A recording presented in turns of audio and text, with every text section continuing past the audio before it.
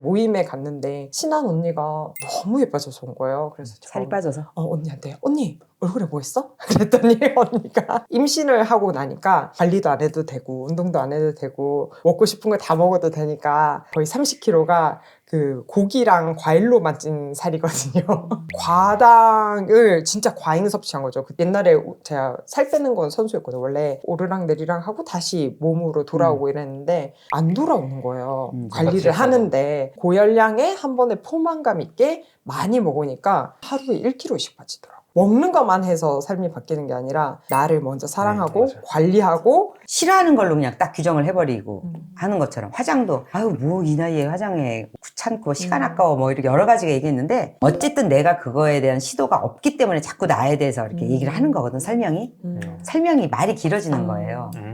그럼 그게 답이야. 답이 있어. 아, 내가 결핍이 여기 있구나.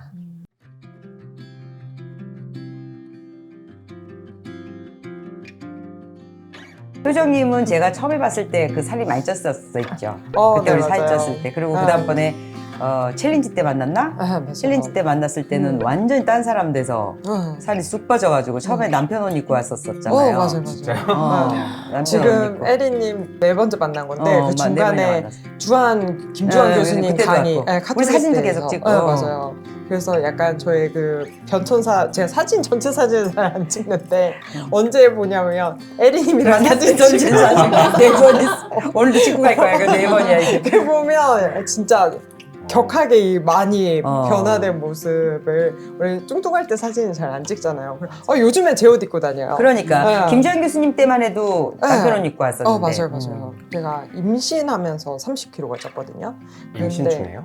네, 임신하면서. 왜냐하면 제가 어릴 때부터 좀 통통했어요. 볼이 엄청 통통하고 몸도 좀 통통하고 저희 집이 먹는 데는 진짜 아끼지 않는 집이라서 어머니나 아버지나 그리고 할머니도 같이 이렇게 저희랑 같이 사셨는데 할머니가 요리를 너무 잘하시는데 손도 진짜 크셔가지고 한번 뭐 요리를 하면 거의 아버지 친구분들이 다 오셔서 먹고 갈 정도로 요리를 진짜 많이 하셨어요. 그러니까 맛있고 많이 먹고 하니까 거의 소화비만으로 통통을 해서 이제 고3이 되면 살을 빼야겠다라고 생각을 하고 이제 고3 딱 되고 제가 한 15kg를 한 달 만에 수능 딱 끝나고 15kg를 뺐어요. 그래서 약간 갸름해지고 뭐로?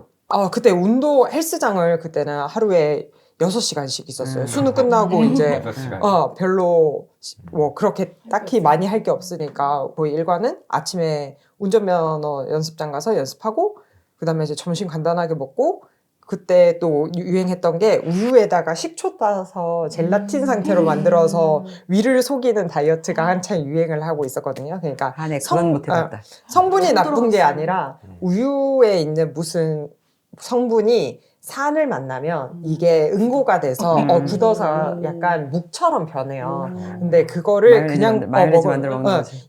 역하니까 석류식초가 나온 지 얼마 안 됐을 때일 거예요. 그래서 그거를 이제 굽기 전에 마시면 위를 이제 한 반쯤 채우는 거죠. 젤 상태로. 그래서 이제 밤량을 줄이는 나름 좀 고통을 적게 하는 다이어트 방법을 택하고 헬스장에서 거의 6시간을 있으니까 살이 빠질 수밖에 없었던 거죠. 그래서 격하게 적게 먹고 많이 운동하고 15kg를 빼고 이제 또 대학교 가가지고 또 다시 이제 음주 가무에 이렇게 노출이 되면서 너무 재밌는 거예요. 그래서 술을 또 엄청 열심히 먹고 이래서 뚱뚱해지고 다시 이제 회사에 입사하고 나서 또 이제 상태가 말이 안 되잖아요. 그래서 또 다이어트를 시작했는데 근데 그때는 이제 닭고야를 시작했죠. 여기 나오시는 분들이 전형적으로 하는 닭고야를 제 새벽마다 헬스장을 가거든요. 그래서 보통 5시에 일어나서 반에서 40분 사이에 첫 차나 두 번째 차를 타고 회사 근처 헬스장에 가가지고 헬스하는 걸 이제 10년 넘게 했어요. 그 습관을 10년 넘게 하시네요. 그렇게 이제 하니까 그 PT도 받고 이러잖아요. 그러면 이제 PT 선생님들이 뭐 닭고야 뭐 아니면 비빔밥을 먹으면은 비빔밥에 야채 많이 뭐 밥은 작게 뭐 이렇게 해가지고 컨트롤 해주시는 걸 계속해서 몸무게 적정 체중에 이제 좀 슬림하게 있는 것들을 입고 다닐 수 있는 몸이 됐어요. 예, 많이 투자를 하고 관리를 해가지고. 근데 임신을 하고 나니까 이게 그동안 제가 먹고 싶은 걸 다 먹었던 걸 아니잖아요. 그래서 이제 관리도 안 해도 되고 운동도 안 해도 되고 먹고 싶은 걸 다 먹어도 되니까 이제 거의 30kg가 그 고기랑 과일로만 찐 살이거든요. 그래서 그렇게 30kg가 찌고 나니까 베이비 페어 이런 데 가면 거기 계신 점원분들이 어머 쌍둥이 임신하셨구나 이러시는 거예요. 너무 애 한 명만 있다고 하기에는 배가 너무 너무 크니까. 그래서 제가 그 보통 9개월 뭐 10개월 정도 돼서 육아휴직을 들어갔는데 제가 한 5개월 때 선배들이 언제 이제 육아휴직 들어가니 막 그러는 거예요. 그 정도로 많이 찌고 나서 저는 그 첫 아기 때니까 되게 순수하게 출산을 딱 하고 나서 이제 산후조리원에 있으면서 산부인과 그 담당 선생님 오잖아요. 그래서 선생님 애를 낳는데 왜 살이 안 빠져요? 그랬더니 저희 원장님이 애기 엄마 그거 다 애기 엄마 살이야 이러는 거예요. 애를 낳는데 30kg 중에 4kg인가 5kg밖에 안 빠지는 거예요. 그래서 너무 충격을 먹은 거예요. 그냥 무식했던 거죠. 자기는 다 빠질 줄 알았어. 그래요. 이게 다 빠질 줄 알았어요. 저 출산을 하면. 그래서 그래서 몰랐어요. 진짜 근심 없이 먹었겠다. 근심 없이 진짜 다 먹었어요. 뭐. 차라리 진짜 그런 문화가 있죠. 죄책감 없이 잘 그러니까 됐네. 닭고야를 먹다가 이게 뭐 과당을 진짜 과잉 섭취한 거죠. 그때 킹스벨이 나온 지 얼마 안 됐을 텐데 그냥 임신했다는 명목으로 그 그렇지. 비싸고 그렇지. 그런 과일도 있잖아. 망고, 남들 못 먹는 거 다 먹었지. 멜론, 딸기도 이만한 것들 있잖아요. 그런 것들 뭐 샤인머스켓도 막 한 송이를 저 혼자 다 먹고 그리고 고기도 시절이다.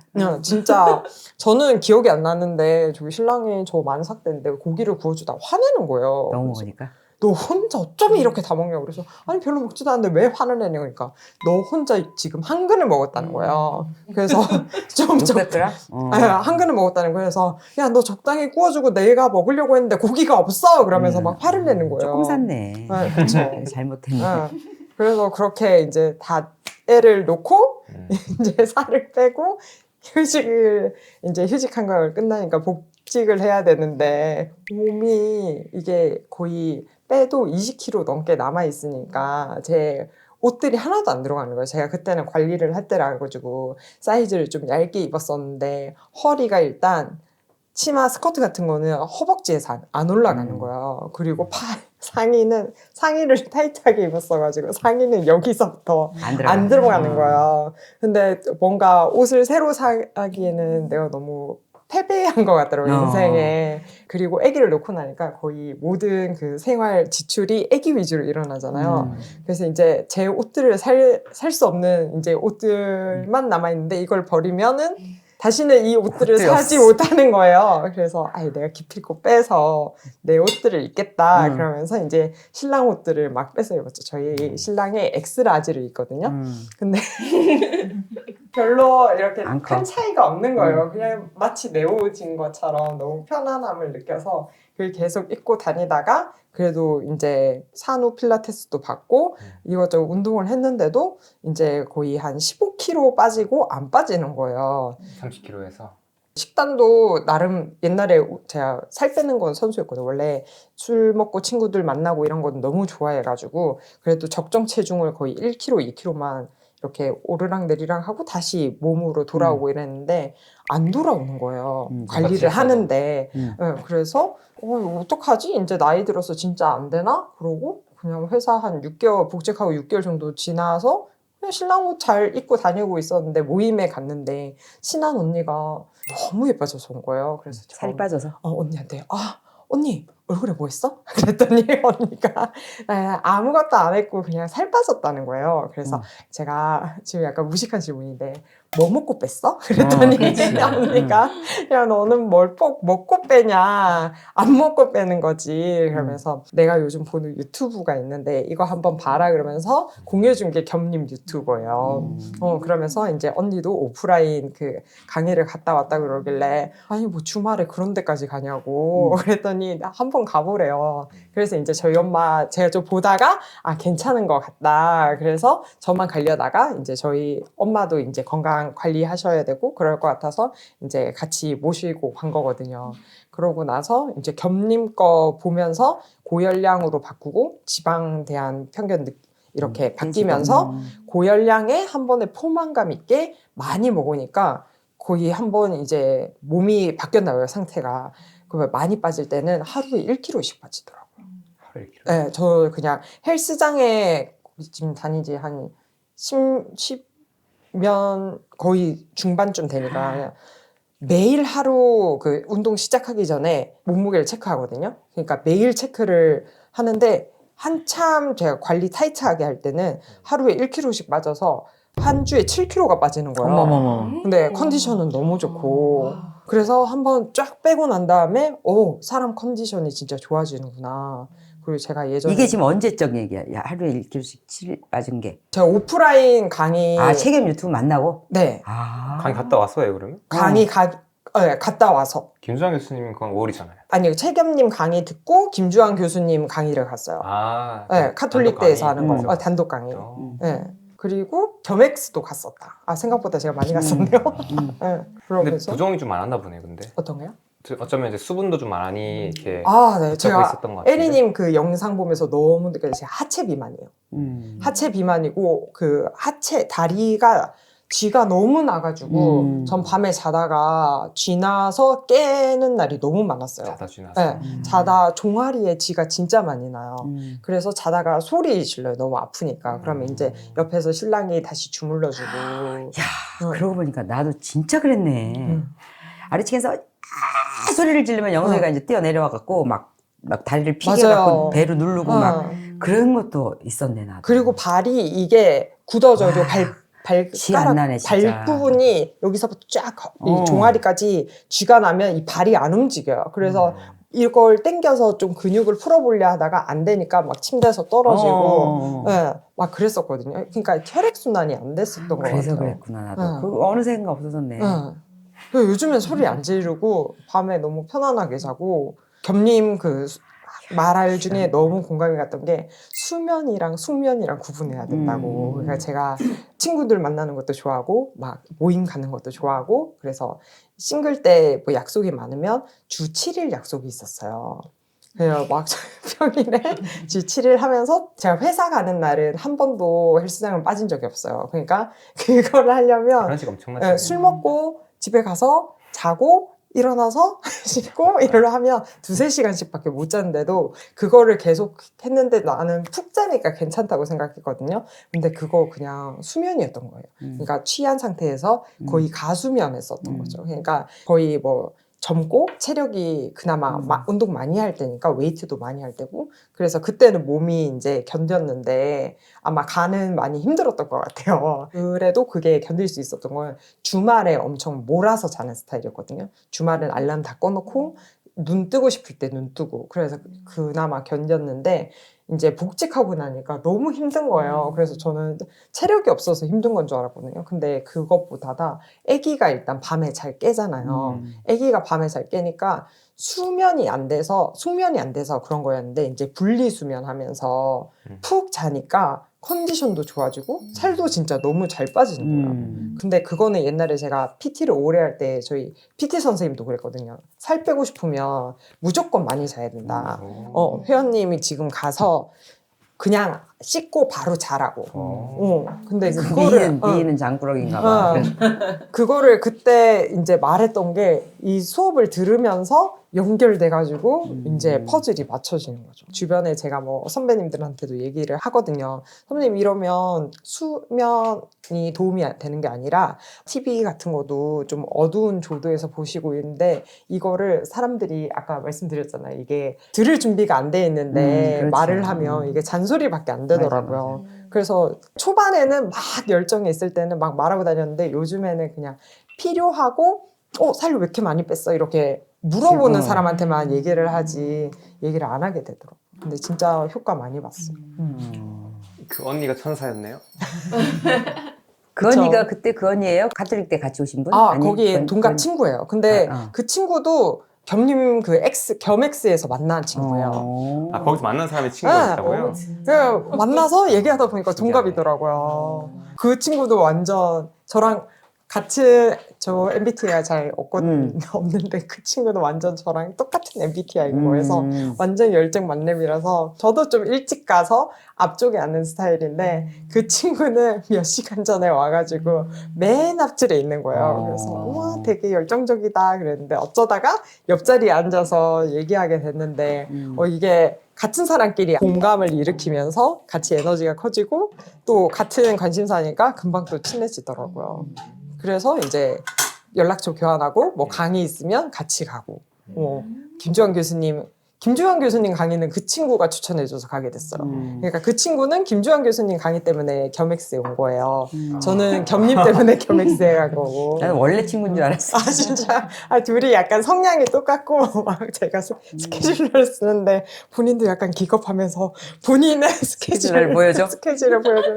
너무 똑같은 거예요. 자기 일상 뭐 이렇게 쓰는 거랑 뭐 몸에 메모하는 스케줄 짜는 거랑 그래서 겸님 통해가지고 막 이런 에린이도 알게 되고 그 친구도 알게 되고 그리고 저희 그 챌린지 일기 하면서 그 저희 조에 마음 맞는 분들끼리는 서로 좋은 거 있으면 공유해주고 그러니까 그분들이랑은 뭐 이기 할까 말까 고민하다가 그럼 우리끼리도 잘 하는데 해보자 그래서 그때 MT 간다고 방을 판 게 있어요. 그래서 거기에 다이어리 써서 메일을 올리고 있거든요. 네, 저희끼리 잘 하고 있어요. 그래서 되게 소중한 인연들 많이 만나서 맞아요. 또 같이 하고자 하는 뜻도 맞고. 맞아요. 그때 그 스타첼 일기 그때 우리 그 MT 때도 너무 그날은 그 날씨부터 거기 맞아요. 장소부터 막 진짜 황홀했죠. 애니님 그 사진 올리셨잖아요 인스타에 그 전경샷 진짜 예쁘게 진짜 나왔더라고요. 너무너무 좋았어. 그러니까 그렇게 하다가 보니까 이제 그렇게 기회가 되고 만나고 또 거기서 만나진 인연으로 또 알고 보니까 또 막 이렇게 진짜 언니 동생으로 또 지내기도 하고 그렇게 되는 것 같아.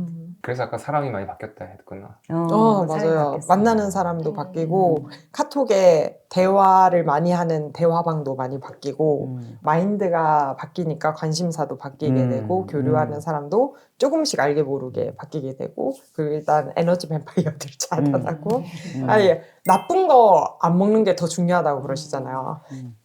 에너지 뱀파이어 차단하는 게 더 중요한 것 같아요. 좋은 사람 만나는 것보다. 저도 약간 안정적이 보여도 저도 제가 되게 취약한 게 사람이거든요. 근데 저도 너무 잘 알기 때문에 그래요. 그러니까 아무리 잘하고 있어도 내가 아무리 내 거 잘하고 있어도 그 나쁜 사람이나 또는 뭔가 나쁘지 않았어도 이렇게 의도치 않게 뭔가 나의 감정이나 뭔가를 흐트러버리는 그런 존재 한 명만 등장해도 삶이라는 게 사실 조금 이제 되게 흐름이 달라 바뀌는 것 같아요. 그래서 그게 진짜 중요하다는 걸 항상 느끼는 것 같아요. 맞아요. 약간 걱정되는 게 생각보다 제가 오프라인 행사에서 두 분을 자주 뵀잖아요. 근데 다들 팬이라서 그런 건 알겠는데 제가 보기에는 너무 기빨릴 것 같은 거예요. 그러니까 좋아해 주시는 건 맞는데 와서 에리님, 뭐 형님 그러면서 그 다 사진 찍어주고 막 다 응대해주고 그 본인들은 다 안 본 말이지만 그거를 매 행사마다 다 똑같이 저희가? 해주시는 거 보고 약간 저분들을 힘들 수도 있겠다. 근데 그걸 힘들다고 생각하면 못하는데 그 한 사람 한 사람한테는 한 번이잖아요. 맞아. 그 사람한테는 한 번이잖아. 그러니까 나는 그런 생각이 안 들거든요. 그런데 그 사람한테는 그게 어쩌면 기회였을 수도 있는데 그리고 나중에 가서 또 문자 온 사람 그때 나도 남들처럼 사진 찍자 할 걸 정말 후회돼요 이런 사람 되게 많거든. 배려심이 진짜 맞아, 강한 맞아. 사람들이 그런 사람들은 맞아, 그러니까. 오히려 배려심 배려심이 강해서 강해가지고 못하는 그러다 보니까 집에 가면 너무 후회가 되고 그래서 내가 와 찍어 빨리 찍어요 내가 막 그러지. 집에 가서 그거 또 한번 얘기해 주세요. 저기 뭐 하지 말고 DM 보내지 말고 와 용기 있다. DM 보내지 말고 이렇게 아는 척 할 걸 그랬어요 막 그러기도 하고 그런데 어쨌든 그게 뭐라고 그게 맞아. 뭐라고 또 그 시간에는 또 그렇잖아요.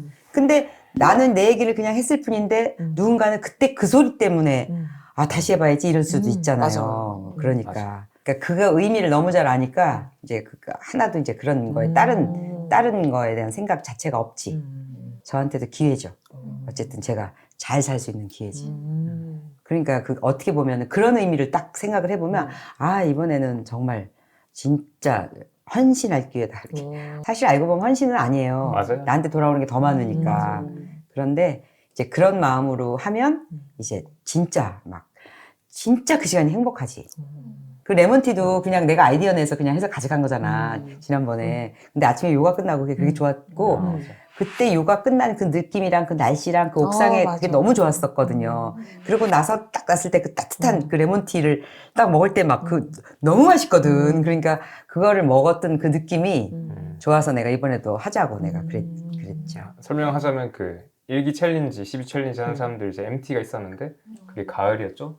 그때 갔는데 이제 이튿날에 아침에 이제 아침 요가를 이나님이 이끌어 주셨어요. 그래서 그 건물 옥상에서 되게 하는데 날씨가 원래 추워야 되는 날씨인데 안 춥고 되게 햇빛도 세고 되게 좋았어요. 근데 엘님이 그때 더 해주고 싶어가지고 이제 굳이 그걸 준비해서 오신 거였어요.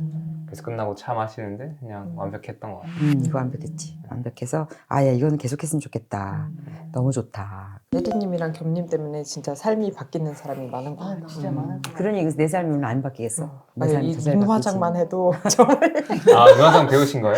아니요. 원래 화장을 그냥 모임을 좋아하니까 그리고 제 취미 활동도 있으니까 화장을 얼마나 하고 다녔겠어요. 근데 이제 아기 놓고 막 시간도 너무 없고 내가 자야 되는데 잘 시간에 이거 언제 지우고 막 이러고 있나 이랬는데 에리님은 요리도 하시면서 성경 봉사 활동도 하시면서 여기 콘텐츠에 뭐 이런 활동에 사람들 초대 화장에.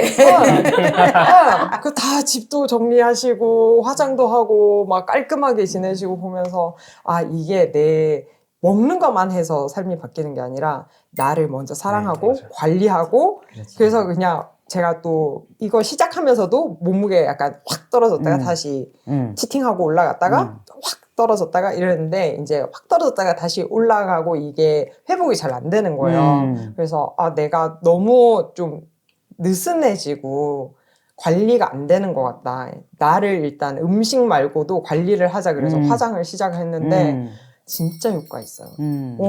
이게 일단 화장을 하니까 자신감이 올라지고 이 자세도 좋아지고 그리고 화장을 한 모습에 나는 관리하는 사람이다 하니까 이미지에서 식욕도 좀 데피니션이 바뀌어. 식욕도 좀 줄어들고 내가 덜 먹게 되고 그리고 지우면서 아 이거 오늘 하루도 잘 마무리했다 이런 생각과 함께 또 잘 자야겠다 이런 생각도 들고 그게 계속 연결되는 거예요. 화장을 하면서도 나에 대해서 좀 더 얼굴 막 이렇게 시간이 없어서 로션만 후다다닥 바르고 갈 때는 그런 것들에 대해서 나를 막 이렇게 자세히 보거나 생각해 보거나 이런 시간이 없었는데 화장이 명상이더라고요.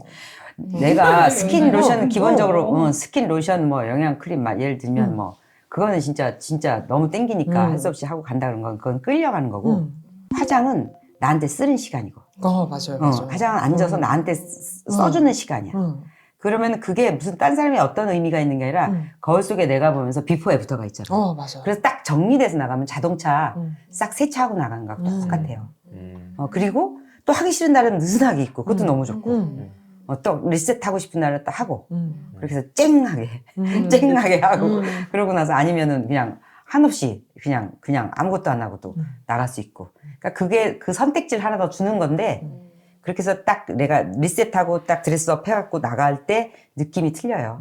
근데 그거를 그 느낌을 알면 그것도 또 계속적인 근육이 생기는 거지.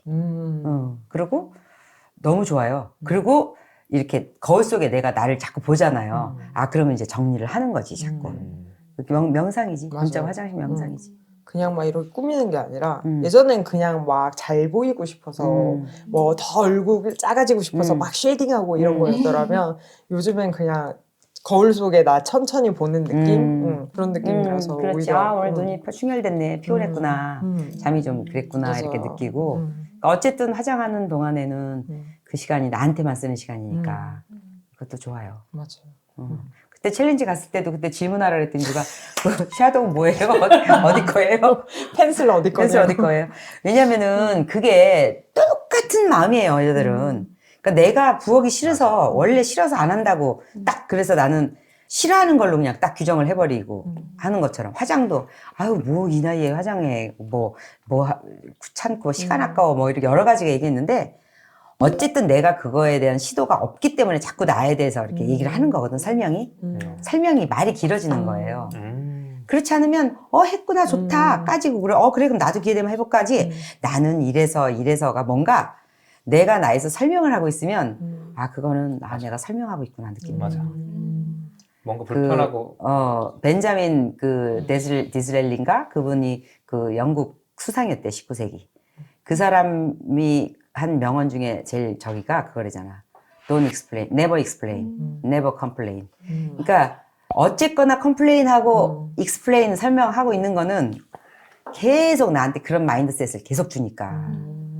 그러니까 뭔가 그래 화장을 하고 안 하고 그건 개인 선택이잖아요. 그건 좋고 나쁜 것도 없는 거잖아. 그런데 이제 나를 보고 화장을 왜 자기는 안 하는지를 자꾸 설명을 하는 거 보면 내가 애쓴다 내가 그러지 애쓴다 그만해 내가 그러지 안 하면 되지 왜 무슨 누가 그러니까 그게 내가 설명하고 있네. 내가 지금 내가 부엌에 안 들어가야 되는 이유를 설명하고 있네. 그런 얘기를 하는 게 어쩌면 내가 하고 싶은데 지금 못하고 있는 건 아닌가? 그럴 수도 있어요. 그런데 그게 동기가 되고 이리 잠깐 와봐봐 앉아봐봐 이렇게 해서 해주고 그러니까 제가 이제 우리 그 M이라는 데서 MT를 가면 여자들이 막 뭐 부부들 같이 가니까 한 20명 이상씩 가거든요. 그럼 이제 1박을 하게 되면 이제 내가 이제 장비를 이만큼 갖고 가지. 그래서 줄을 서시오. 그러면은 무슨 그러면서 다 줄 서서 남편들이 밥 먹으러 가자 그러면 못 간다고 막 진짜 화장 받아야 된다고. 그래서 내가 화장을 다 한 번씩 해주고 딴 사람을 한번 만들어주면 막 좋아 죽는 거예요. 경험해봐야 돼. 경험해보고. 그렇게 해서 보니까 내가 그 사진도 다 찍어놔도 비포 애프터를 찍어놓고 그러면 막 너무 자기가 자기를 볼 때 기쁘잖아. 화사하고 산뜻하고. 맞아. 그러니까 막 내 눈이 이렇게 컸다고 이러면서. 그러니까 그렇게 느낌을 한번 가져보는 것도 그러면 내가 나에 대해서 자꾸 핑계대고 설명하는 일이 너 하고 싶은데 못했나? 맞아. 이제 그거에 대해서 한 번씩 이렇게 정신을 차려볼 필요가 있어요. 맞아. 그럼 그게 답이야. 답이 있어. 내가 결핍이 여기 있구나. 내가 여기서 결핍이 있구나. 나이 40에 왜 화장을 하나 어렸을 때 이해가 안 갔거든요. 40이면 다 사는 건데 화장을 하고 다니네. 내가 나이 60에 스모키 하고 다니잖아. 나이 60에 그 새카만 스모키까지. 근데 그게 그 느낌 아니까. 그렇게 하는 거거든요. 제가 예전에 회사에서 화장하는 선배들 보면 왜 비싼 면세점에서 화장품을 사와서 회사 사람들한테 화장한 모습을 보여주는 화장품이 너무 아깝다 이랬거든요.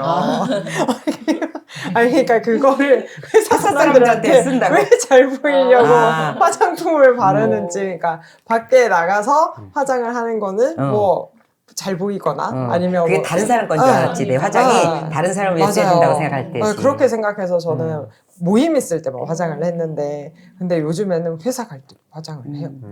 그래요. 때로는 집에서 이렇게 너무 나른해 있을 때 한번 화장을 해서 맞아요. 옷을 딱 갈아입고 머리 딱 묶고 옷 딱 챙겨 입고 저는 집에서도 항상 신발 신고 있거든요. 집에서 신발을 신고 있는 거는 너무 달라요. 집에서 맨발로 다닐 때하고 집에서도 그냥 슬리퍼 말고 이렇게 항상 신발을 신고 있어요. 어떤 날은 실 신고 있어요. 신발을 신고 있으면 책상에 앉아도 도서관이 되고요. 절대 틀려요. 아무리 옷을 갖춰 입어도 맨발로 다니면 그리고 내 이 앞집도 선생님한테도 집에서 수업하거든요. 내가 자기 신발 신어. 항상 신발을 신어야 돼. 그게 그 패션의 마지막 완성이기도 하지만 항상 신발을 신었을 때 그 자세가 틀리기 때문에 나는 여기서 내 식당이지만 항상 식당이에요. 식당이 되는 거지. 그리고 내가 책상에 앉았어도 내 도서관이라고. 그러니까 그 신발을 신었을 때 느낌이 달라요. 그것도 아무한테도 쓰여지는 거 아니거든. 맞아. 그것도 누구한테도 안 보여주는 거잖아요. 그런데도 그게 나한테 에너지를 올리는데 굉장히 도움이 되는 거라서 하는 거거든. 그러니까 어쩌면 내가 청소를 하고 이렇게 뭔가 정돈을 하고 가꾸는 것을 가장 많이 수혜자. 바라보고 있는 수혜자. 사람이 또 다른 자아인 것 같아. 그러니까 나한테 보여주는 것 같아요. 나한테. 남한테가 아니라 내가 그걸 보고 있으니까. 어떻게 오셨어요? 저는 2022년에 되게 일이 정말 많았었어요. 좀 개인적인 관계에서도 좀 힘이 들고 일하는 거에서도 좀 힘이 드는 상황에서 이제 김주환 교수님 강의를 듣게 됐어요. 이제 제가 회복 탄력성 책을 꼽아만 뒀다가 그걸 읽게 됐는데 너무 좋아가지고 혼자 막 정리도 해놓고 막 PPT 자료도 혼자 만들어 놓고 하다가 강의가 있는 걸 알게 돼가지고 라이브 방송을 일주일에 한 번씩 듣게 되다가 차 사고가 났어요. 교통사고가. 뒤에서 이제 추돌했는데 저도 뇌종양이 발견이 된 거예요. 그래서 이제 감사한 거죠. 감사하다. 사실 되게 감사한 거죠. 근데 감사하긴 한데 이제 수술을 해야 되니까 아이들도 너무 어리고 하니까 너무 힘들더라고요. 마음에서. 이제 죽을 수도 있잖아요. 수술을 하고 뭔가 잘못될 수도 있고 막 안 좋은 그림이 그려지는 거예요. 근데 이제 회복 탄력성 책을 읽고 김주환 교수님 강의를 들으면서 마음을 엄청 많이 다잡았었어요. 그러면서 내가 기뻐할 수 없고 행복할 수 없는 상황에서도 행복할 수 있어. 내가 선택하는 거야. 이제 그런 메시지를 되게 많이 가지고 막 이렇게 이겨내고 있는데 이제 MRI를 찍잖아요. 뇌 수술하기 전에. 와, 진짜 그 코로나 때라서 마스크를 끼고 진짜. 제가 또 되게 비염이 심했었어요.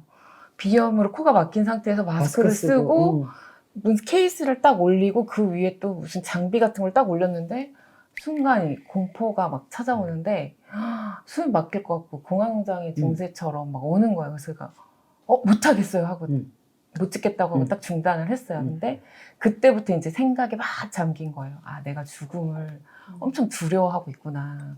죽지도 않는 건데 이게 숨이 막힐 것 같으니까 되게 막 손에서 힘이 쫙 빠지고 막 뭔가 되게 공포가 막 이렇게 엄습해 오는 게 내가 죽음을 되게 두려워하고 있구나. 근데 저도 이제 신앙이 있어서 언젠가는 한 번은 죽잖아요. 그거에 대해서 되게 가볍게 생각하고 있었구나. 죽음에 대해서. 근데 내가 죽음을 기쁘게 받아들이지 못하는 게 당연하지만 정말 생각하지 못했던 그 죽음에 대해서 좀 생각을 하게 됐었는데 정말 많이 이제 기도하고 그 신앙으로 좀 많이 극복을 했죠. 기도하고 죽음에 대해서 다시 바라보게 되고 누구나 다 죽는다는 거를 이제 마음으로 받아들이고 제가 이제 어느 병원에서 수술을 하게 됐는데 그 교수님이 엄청 편하게 말씀을 해주셨어요. 누구나 걸릴 수 있어요. 딱 그 말이 저한테 되게 편안하게 들리는 거예요. 나만 이렇게 이제 되게 슬픈 앞에 사연들이 많이 있어요. 되게 많이 아팠는데 또 아픈 거거든요. 그래서 나만 이렇게 계속 아프고 병들고 이렇게 죽어가나 보다 생각했는데 그게 아니라 누구나 아플 수 있다는 게 좀 위로가 됐었고 또 김주환 교수님께서 그 아픈 사람들끼리 커뮤니티에 들어가서 너만 아픈 게 아니라 이게 일반적인 거다라는 거를 좀 괜찮다 그런 마음을 가지라고 이제 좀 조언을 해주셨었어요. 그래서 뇌종양 그 카페에 들어가가지고 그 카페에서 좀 보고 하면서 엄청 많이 편안해졌어요. 이제 신앙으로 좀 되게 많이 극복하고 그러면서 수술하면서도 죽을 수도 있다 이런 마음에 생각도 들었는데 죽음이 두렵지가 않더라고요. 근데 조금 슬프긴 했어요. 아이들이 남겨질 거에 대한 슬픔이 있었긴 하지만 죽음이 두렵지는 않았어요. 두렵지는 않고 그래 누구나 죽을 수 있고 이 죽음이 끝이 아니고 죽음 이후에 아이들과 다시 또 만날 수 있는 기회가 있고 또 그 제가 되게 힘들어했던 이유에 대해서 이제 알게 된 거예요. 내가 다 컨트롤해야 되는데 내가 이 죽음과 삶 모든 것들을 컨트롤해야 되는데 막상 이걸 딱 씌워놓으니까 숨이 안 쉬어지니까 컨트롤이 안 되는 거잖아요. 그래서 내가 뭔가를 다 컨트롤하려고 하고 뭔가 약간 강박적인 게 있었고 뭔가 완벽주의적으로 내가 막 이렇게 다 하려고 하는 내 손 안에 판을 짜놔야 되는 그런 것들이 있었구나를 좀 깨달으면서 손에 좀 힘을 풀었어요. 아까 말씀하셨잖아요. 얘네들 이렇게 풀어줘서 얼마나 이쁘니 이러셨잖아요. 근데 맞아요. 진짜 딱 손에서 힘을 딱 놓으니까 엄청 편안해지는 거예요. 편안해지고 내가 만약에 죽게 된다 하더라도 이 아이들의 인생이 내가 없어서 슬프고 힘든 게 아니라 전혀 상관없이 엄마가 없는 그런 부재는 있겠지만 그 부재로 인한 슬픔이 있겠지만 또 다른 것들로 또 채워지겠구나 이런 생각이 드니까 오히려 이렇게 돼도 감사하고 저렇게 돼도 감사하는 마음이 생기더라고요. 그래서 그리고 또 이제 어쨌든 뇌종양 수술을 했으니까 건강한 음식을 만들어 먹어야 되는데 잘 모르겠는 거예요. 제가 계속 일을 했었거든요. 일을 했었고 저희 엄마가 저 어렸을 때부터 줬던 메시지가 가난을 극복하려면 공부를 해야 된다. 또 공부를 해서 사자 직업을 너가 갔던지 남편을 사자 직업 만나던지 어쨌든 너는 손에 물 한 방울 안 묻히고 일을 하면서 살아야 된다. 엄마가 다 밥이랑 뭐 해줄 이런 테니까. 집안일들을 해줄게. 넌 사회에 진출을 해. 그런 메시지들을 주셨어요. 그러니까 엄마는 엄마의 살아왔던 인생이 있으셨고 그 그렇지. 인생에서 부족한 부분을 그렇지. 딸이 그런 부족함 없이 크길 바라셨던 마음이 맞아요. 이제 저한테 해주셨던 그런 메시지였고, 이제 어쨌든 어떤 인생에도 일장일단 있잖아요. 내가 어떤 선택을 하든. 그러니까 저는 이제 엄마가 그런 말씀을 계속 했기 때문에 어쨌든 이제 대기업에 가고 대기업에서 계속 일을 했어요. 일을 하고 가정 살림의 중요성을 그렇게 알지 못했었거든요. 그리고 육아도 저희 엄마가 해주셨었고, 그리고 엄마가 되게 잘해주셨었어요. 그렇기 때문에 제가 가정에서 힘이 별로 없었어요. 어떻게 해야 될지도 잘 모르고. 그래서 아까도 너무 기본적인 소금 왜 넣어요? 이런 거 물어보고 이랬잖아요. 그래서 그리고 엄마는 제가 그런 거에 관심 갖는 것도 좋아하지 않으셨었고. 그래서 그냥 공부만 하고 거의 제가 이제 반도체를 전공해가지고 남자들하고 경쟁하면서 생활을 했었거든요. 그러니까 남자처럼 살았던 것 같아요. 그러니까 저 안에 여성성이 되게 많은데 남자들하고 생활하다 보니까 좀 남성화된 부분도 되게 많았었고, 또 남자들 사이에서 살아남아야 되니까 뭐 술도 되게 많이 먹었었고, 또 유능해져야 되고. 예, 유능해져야 되니까 좀 성공지향적으로 이렇게 살아왔었고 하다 보니까 저도 모르게 이제 막 틀에 갖춘 삶을 살다가 30살 때 갑상선 암에 걸렸었어요. 그래서 너무 피곤했어요.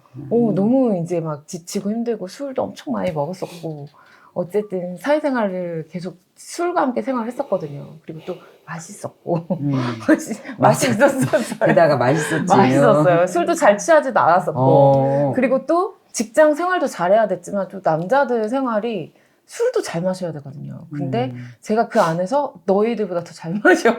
이게 또 내가 하나의 유능성을 보여줄 수 있는 기회였기 때문에 진짜 잘 마셨던 것 같아요. 근데 몸이 한꺼번에 무너지더라고요. 그러면서 제가 또 반도체 쪽에서 일을 하니까 약간 이렇게 안 좋은 물질들에 노출이 많이 되잖아요. 또 대학원 다니면서 실험도 거의 반도체 물질, 안 좋은 물질들 되게 많이 다뤄요. 근데 그런 거에 대한 의식도 별로 없었었고, 그래서 어쨌든 노출이 많이 되다 보니까 이렇게 호르몬 쪽에 문제가 생겼었고, 또 그게 갑상선 암이었는데 사이즈가 그렇게 크지도 않았었거든요. 크지는 않았었는데 그때 또 한참 갑상선 초음파 기계가 이렇게 잘 나와가지고 5mm 정도밖에 안 됐었어요. 웬만하면 다음으로 그냥. 맞아요. 그러니까 떼고 나니까 3mm였었거든요. 그러니까 지금은 떼주지도 않는 그런 수술을 했었어요. 갑상선이 없는 상태로 30살부터 생활을 하니까 또 계속 일하고 또 경쟁하고 막 그런 생활들을 하고 하다 보니까 30살 때 갑상선을 떼냈을 때 뭔가 이제 뭐 순환암이라고 해가지고 이거는 그냥 암도 아니다, 괜찮다 해서 난 되게 행운하다 생각을 했는데 이게 그런 게 아니더라고요. 이게 갑상선을 떼내니까 호르몬에 모든 문제가 생기더라고요. 그러면서 살이 엄청 이렇게 찌게 되더라고요. 살이 찌게 되니까 계속 이제 다이어트를 하게 되잖아요. 다이어트를 계속 반복적으로 하게 되고, 그런데 다이어트를 하고 살이 빠지고 나면 다시 또 찌고, 그러니까 뭔가 이게 허무감이 드는 거예요. 뺐는데도 마음에 불안이 생기는 거예요. 그래서 언제 난 다시 찔지 몰라, 막 이런 생각을 계속 하다가 어쨌든 그런 생각과 함께 되게 뭐가 많이 맞물려 있는데, 회사를 다니다가 이제 그만두게 됐어요. 그만두게 됐는데 이제 육아를 해야 되는데 아무것도 아는 게 없잖아요. 근데 이제 육아 쇼크가 딱 온 거예요. 이 집안일을 제가 이제 프로젝트 매니저를 했었는데 집안일을 프로젝트처럼 했어요. 딱 끝내야 되는 거예요. 오늘 할 땅량을 끝내야 되니까 집안일이 끝나지가 않는 거예요. 그러니까 새벽까지 막 빨래를 개고 있고, 회사하고 달라. 회사하고 다른 거예요. 새벽까지 막 빨래를 개고 있고 오늘까지 이걸 다 개야 되는데 못 깼어. 근데 막 새벽까지 개고 다 개고 자면은 몇 시간 못 자고, 아이는 되게 예민해서 깨 있고, 그러니까 제가 몸이 나만하지 않아가지고 얼굴에 마비가 오더라고요. 그래서 얼굴에 이제 안면 마비가 왔었어요. 어쨌든 안면 마비가 오게 되니까 또 되게 심하게 왔었거든요. 심하게 오니까 이게 대인기피증도 오게 되고, 그렇죠. 되게 발랄한 성격이었거든요. 활발한 성격이었는데 사람들하고도 만나고 싶지도 않고 되게 시니컬해지게 되고, 뭔가 막 계속 설명하려 하고.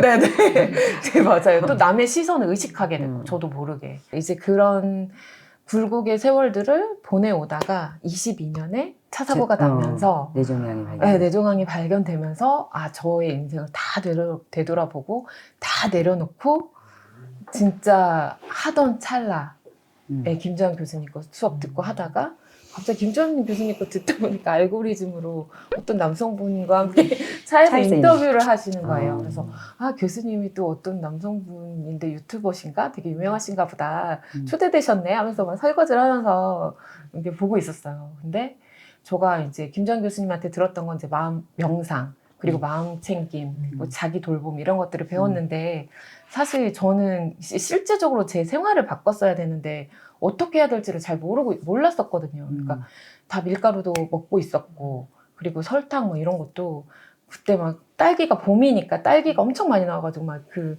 딸기 청 만들어가지고 막 엄청 쟁이고 있었고, 그런 상황에서 이제 이분을 만나게 된 거죠. 최겸님을 만나게 된 거죠. 근데 왠지 저에게 뭔가 이게 마음 마인드나 이런 것들을 김주환 교수님께서 좀 도움을 주셨다면 저의 실제적인 삶의 변화를 좀 도움을 줄 수 있을 것 같다는 생각이 딱 들었어요. 그래서 그냥 무조건 들어갔어요. 최겸? 누구야? 그러면서 일단 들어갔어요. 들어가가지고 강의를 들었는데 제가 되게 건강에 관심이 많을 수밖에 없잖아요. 그렇죠. 아팠기 때문에. 그래서 웬만한 지식들이 다 있어요. 근데 그렇지. 그게 짜맞춰지지 않았는데 여기저기 다 있었는데 그게 이유에 대해서 이제 제가 좀 설명을 들으니까 이해가 되는 거예요. 밀가루 왜 먹으면 안 돼?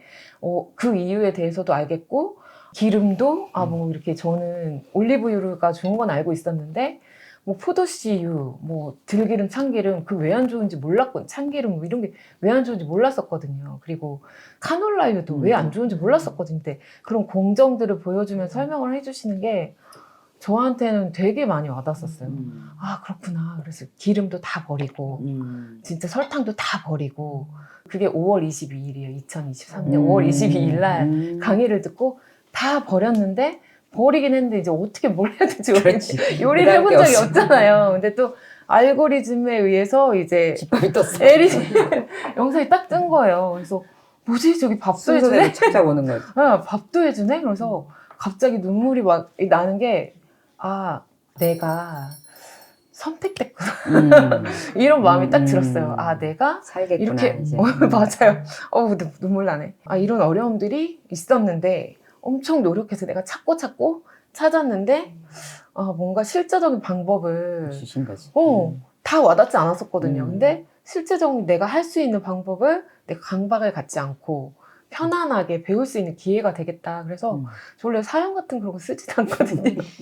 그런 사람이 아니에요. 근데 그냥 그 설거지 하다가 딱 내려가지고 바로 사연을 썼어요. 제가 그때 그 공기랑 그 느낌이 딱 기억이 나요. 그래서 바로 신청을 해서 저는 이런 사람인데 막 이렇게 썼는데 바로 되면 어떡하지?